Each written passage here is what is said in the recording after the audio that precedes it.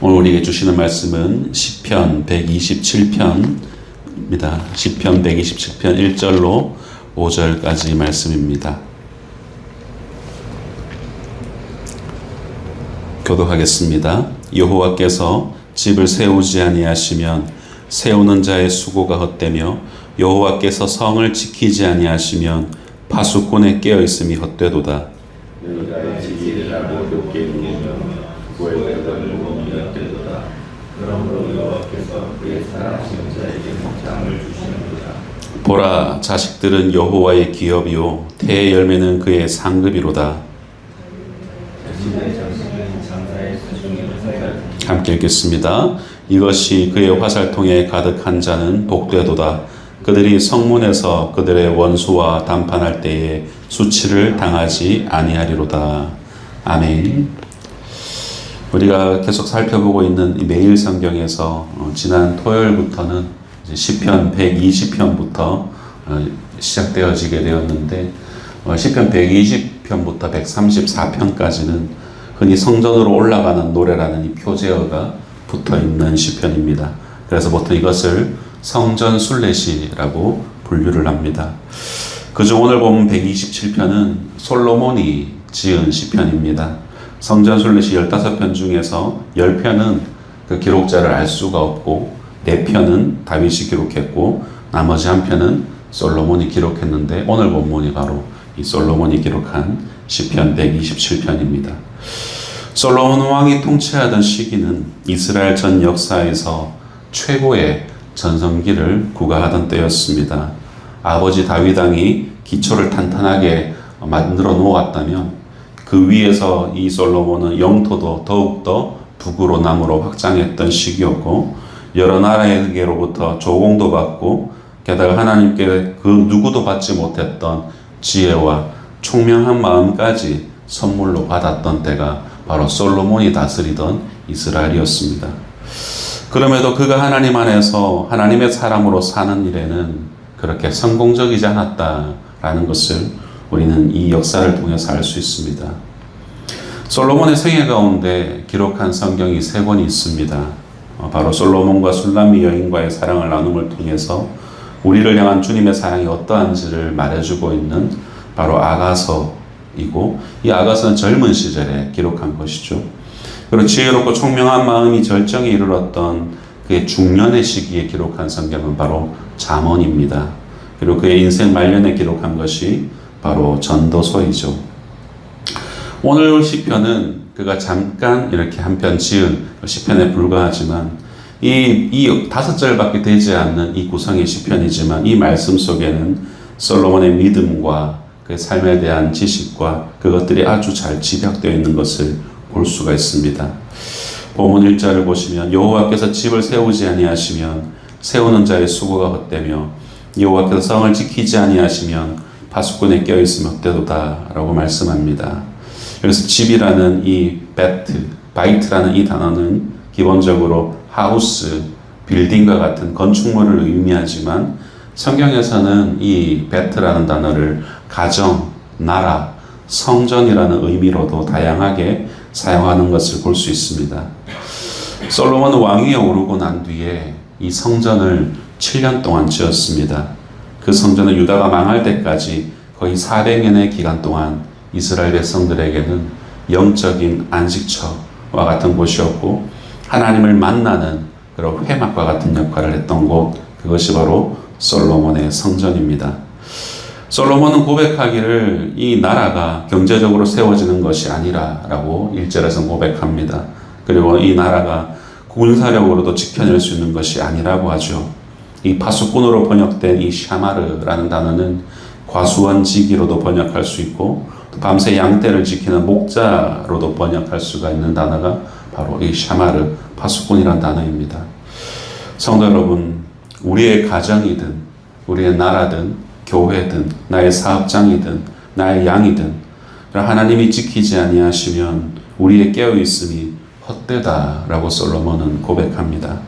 그는 수백 명의 후궁을 통해서 가정을 세웠지만 또 아버지 다윗의 탄탄한 기초 위에 아주 강대한 나라를 세웠지만 그가 하나님을 위해 또 성전을 세우든 그의 어떤 소유든 그 무엇이라도 그것이 오래가지 못함을 이 솔로몬은 전 인생을 통해서 깨달았던 것이고 그것을 이 시편이라는 형식으로 고백하고 있는 것을 볼 수 있는 것이죠.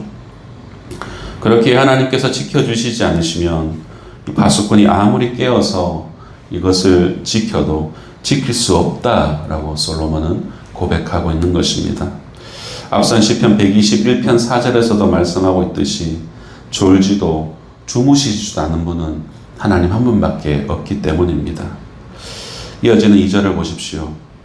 너희가 일찍 일어나고 늦게 누우며 수고의 떡을 먹음이 헛되도다. 그러므로 여호와께서 그의 사랑하는 자에게 잠을 주시는도다 라고 말씀합니다. 많은 사람들은 이 2절의 전반절의 내용으로 이것을 성공의 요소다라고들 말을 합니다. 일찍 일어나기, 늦게 잠들기, 수고의 떡을 먹기라는 이 세 가지 요소는 성공을 위한 요소 중에 하나들이라고 얘기를 합니다. 한마디로 이것을 한자로 표현하자면 불철주야 동분서주라고 표현할 수가 있겠죠. 낮이고 밤이고 할 것 없이 여기저기서 일하는 그런 모습들을 의미하죠.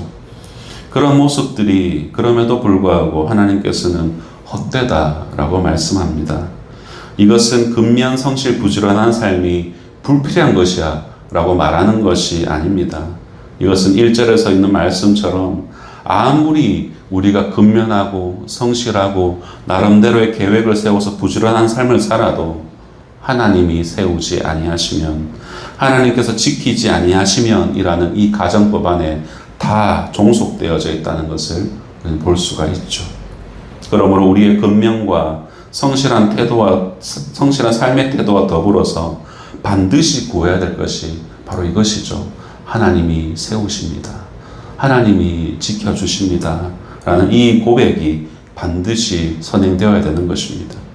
하나님의 세우심과 지켜주심에 대한 전적인 신뢰, 내 방법과 나의 원함대로 세우시고 지켜주시는 것이 아니라 하나님의 주권적 역사 속에서 그것을 인정하는 삶의 태도, 그럼에도 불구하고 그리 아니하실지라도의 믿음, 바로 그것을 갖고 주어진 삶을 살아내는 것, 이것이 성도들에게는 필요한 것이다 라는 것을 이 솔로몬은 말하고 있는 것입니다.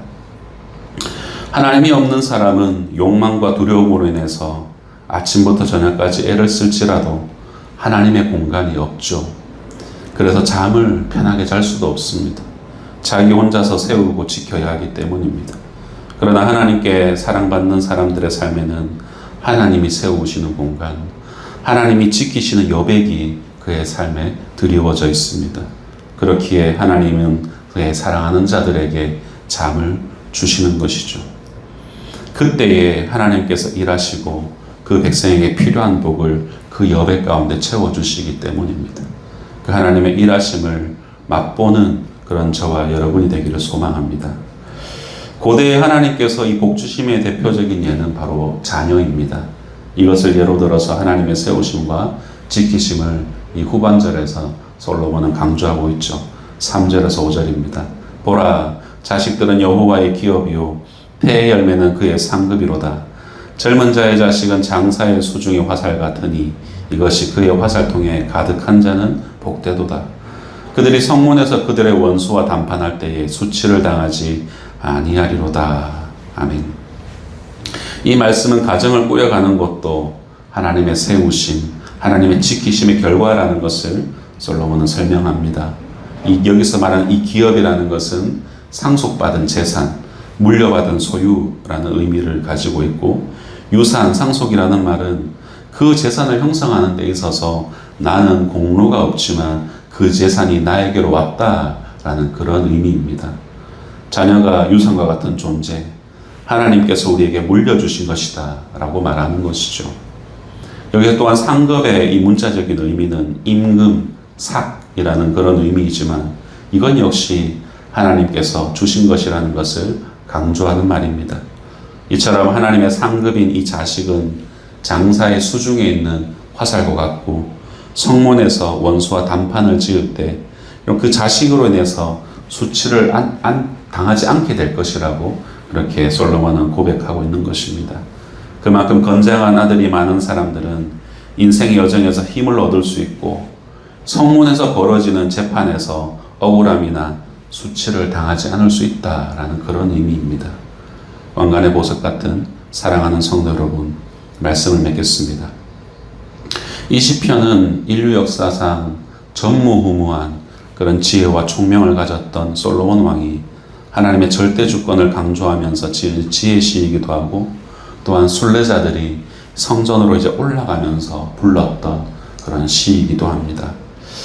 이 시편이 당시 순례자들에게는 아주 깊은 깨달음을 주었을 것입니다. 이런 고백을 하지 않았을까요?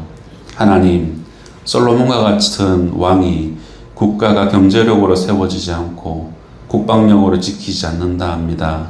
우리가 재산이 많으면 가정이 세워진다고 생각하거나 힘이 있으면 가정이 지켜진다고 착각하지 않게 해주시고, 하나님께서 우리 가정을 세우시고 지키심을 잊지 않게 해주십시오 라고 읊조리며 성전을 올라갔을 것이고, 또한 하나님 새벽부터 밤까지 일하고 열심히 하기만 하면 다 많은 것을 먹을 수 있을 것이라고 오해하지 않게 하시고, 우리가 수고를 다하는 삶을 살 뿐만 아니라 우리가 잠을 자는 동안에도 우리를 세우시고 보호하시는 하나님을 신뢰하게 해주십시오 라고 노래했을 것입니다. 그리고 하나님, 우리에게 유산과 상급으로 자녀들을 주셔서 감사합니다. 이 자녀들이 손안에 있을 때에 이 아이들이 자신의 배우자를 만나는 날까지 믿음으로 우리가 잘 양육하게 해주십시오 라고 이 순례자들은 기도를 올렸지 않을까 생각이 들었습니다.